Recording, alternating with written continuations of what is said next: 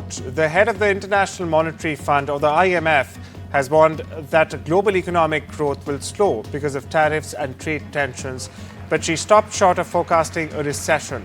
Uncertainty over global trade is off the chart, Kristalina Georgieva said ahead of the IMF and the World Bank meetings next week. In its January report, in fact, the IMF projected a 3.3 rise in global GDP this year, boosted by strong American economic growth. But since then, US President Donald Trump's tariff regime has led experts to downgrade their outlooks.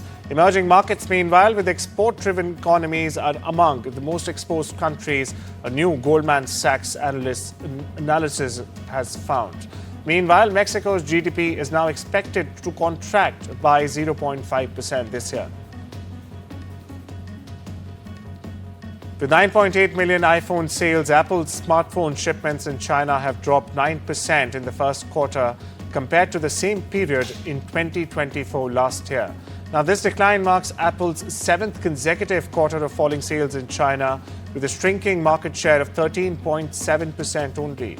Now, according to International Data Corporation analyst Bill Wong, Apple's high prices have made it ineligible for government subsidies, which offer a 15% refund on electronics priced under $820.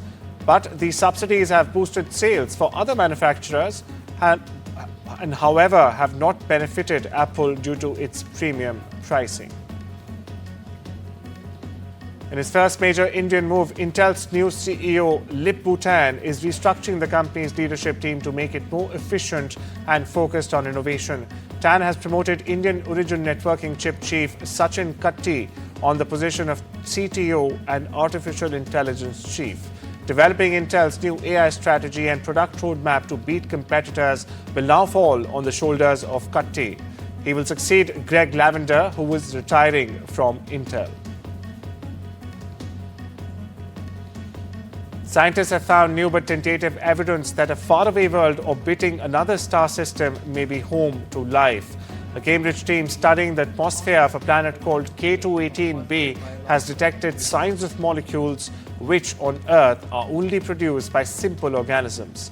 Now, this is the second and the most promising time chemicals associated with life have been detected in the planet's atmosphere by NASA's James Webb Space Telescope.